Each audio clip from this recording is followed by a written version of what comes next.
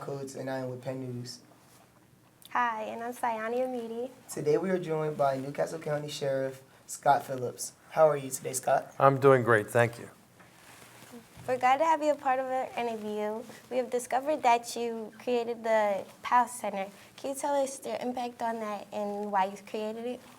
Well, I was a Newcastle County police officer back in 1984, and I saw a need to help some of the youth in the community that I felt needed better guidance, and also to understand that, you know, police officers are your friend, they're not your enemy, and they can help you. So basically, we started doing some fundraising for that purpose, contacting citizens of Newcastle County to get them to give us some funds so that we can get the thing started and the program started. And first go around, we raised around $74,000 to get the PAL started. And it started out at a gymnasium with a few basketballs and a couple of cops and a few kids. And since that time, in 1984, we now have two centers, the Police Athletic League of Delaware. One's in Garfield Park and one is in Hockessin. There's a third one in the city of Wilmington as well on Market Street. And since 1984, thousands of kids have gone through the programs that we've offered them in the community, and hopefully keep them on the straight and narrow path. And that's really how it got started. Talking about the Garfield Park PAL, I go to that PAL every day, and I would like to ask, how did you map out what you were gonna do with the whole center? With the whole what? With the center, with the PAL Center. Oh, the PAL Center? Well, you know, a lot of people get involved at that point. At first, we got a lot of pushback. You know, you go to county council and you ask them to give you money to get started, and they say, well, you know, you don't have anything, so why would we give you money? And then you have to go out and get money, and that's what we did the fundraising for. So now all of a sudden, people started to get on board thinking that this is really going to be an actuality. And in fact, as you get more and more people involved, we had someone who's has a William Penn background, Mr. Ray Christian, who was the superintendent, I think, at the time. He helped us with the finding, locating schools and such so that we could get our program started. But then it became that it was becoming so big and so important that we needed to build a structure. So we built a facility from the ground up in Garfield Park and also in Hockessin. And a couple entities such as the Longwood Foundation, the Crystal Trust Foundation, they provided us with a few $1 million to get the construction underway, and then we had to find a site. So it starts from there. And then once you get the blueprint and you get all the building in place, then all of a sudden the county police allocated an officer to be assigned there to you know, direct the programs and so forth and so on. Then more and more people got involved, and everybody it was like a team effort to build the programs and the center, and as it goes today. Okay. What would you like to do in the future with the PAL Center? Well, you know, I'd like to see the programs grow, and I'd like to see the programs expand. Ultimately, I'd like to see the whole state, because let's face it, there's kids throughout the state that could benefit by these programs, have a place to go after school instead of getting in trouble. We used to say we teach them how to steal second base instead of cars. You know, this is kind of what we said on the telephone, basically, to get people to catch their ear and get them interested. But we do have some satellite programs right now. We have a satellite program in Delaware City and a couple other locations, but I'd like to see it extend further south into Kent and Sussex County. Okay. Oh, I'm sorry. Yeah, it's fine. On the satellite program, would you like to extend more on that? Well, it's just basically it's smaller scale programs that we have at the PAL, where we have an actual structure, an actual building, bricks and mortar. But we do have vans, and when we do joint ventures, we will take kids in the van and we'll take them up to the PAL Center, and then we'll get involved that way. But it's just basically a smaller scale. Okay. Being a sheriff could be very difficult, it seems like. Does people have a hard time seeing you as anything other than just a sheriff? Well, you know, when I was a deputy and I was on the street, you know, people got us confused with probation and parole or code enforcement because of the what we wear, which was basically a black shirt with our logo on it, and then tan pants that are cargo type pants, utility pants, and we also wear a weapon, and so we would get confused that way. But the reason that we do have weapons is the sheriff's office. We do evictions, which is not a friendly time. We're basically taking people out of their homes where they've either been unable to pay their mortgage or pay their taxes.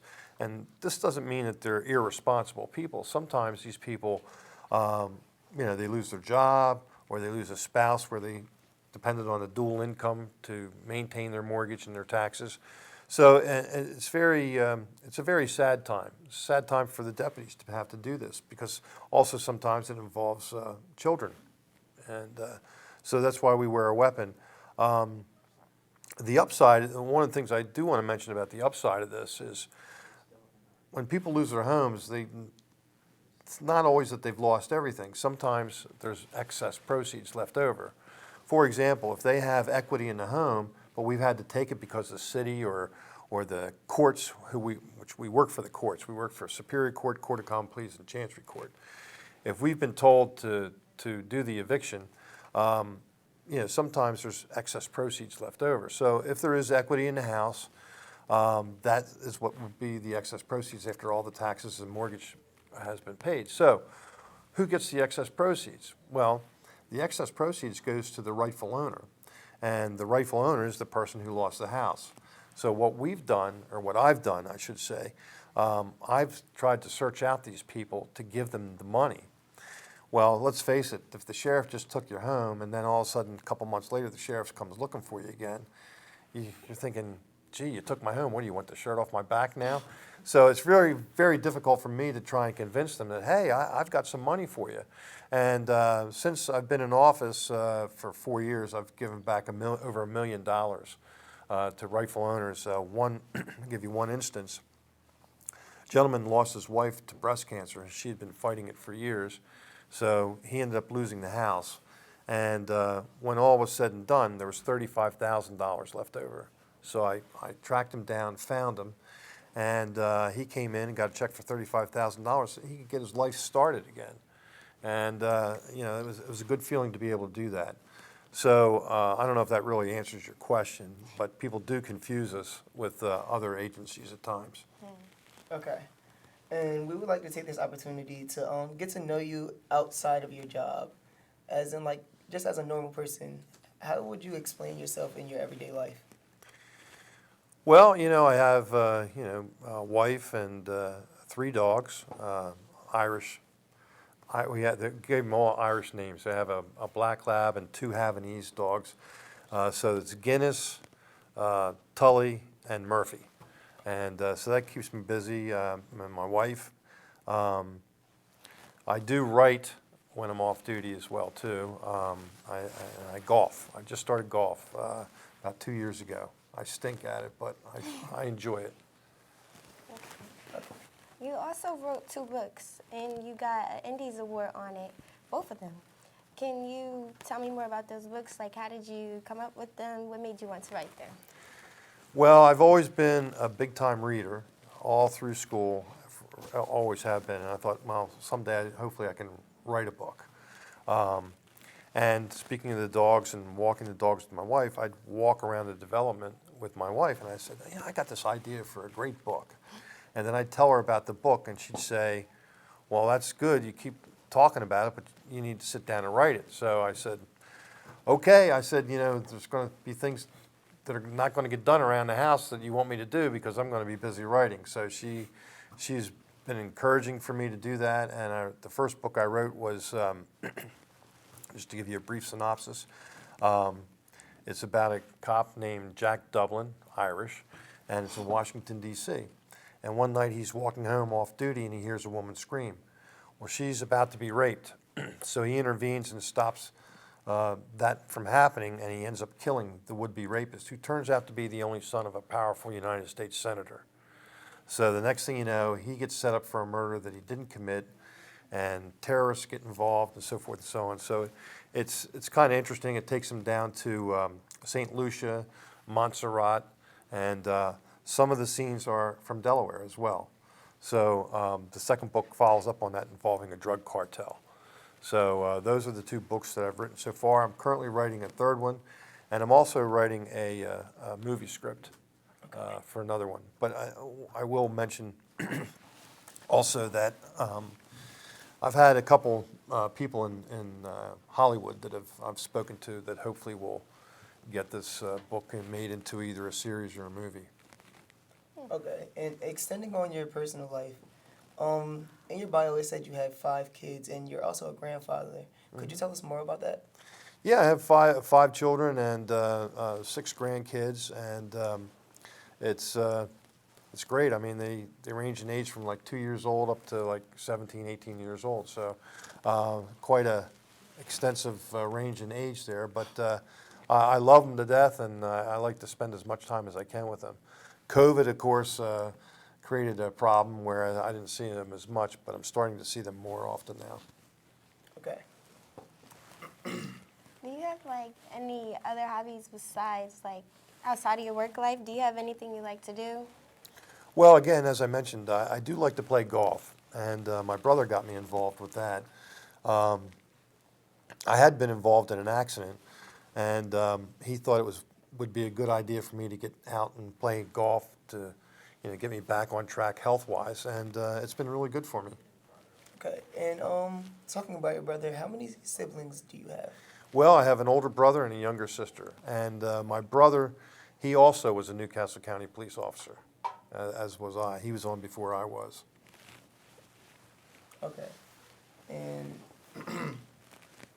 I'm extending more on your personal life. Like, is there anything you would like to do following on, like, inside your life? What's my bucket list? Yeah, like, yeah, basically, what is your bucket list? Well, at this point in my life, my wife and I really want to start traveling more and see more of the world. Hopefully that COVID has died down. We'll be able to do that and do some traveling over in Europe and other places. Right now we have a couple of trips set up, one to Punta Cana and one to Los Cabos. So it's my plan to start enjoying traveling a lot more. Okay. Talking about traveling. Talking about New York. I used to live in New York. I love New York. What is the first place you would like to go to? Oh, you mean outside of New York? You mean anywhere in the world? Well, yeah, anywhere in the world. Like, what is the first place you would like to go to? I'd love to go to Tahiti. Okay. Could you tell us more about Tahiti? Well, I just know that from the pictures I've seen, the beaches look great and the weather looks great, and I'd love to be out there. Okay. Thank you for your time, Mr. Phillips. Thank you. You did a great job.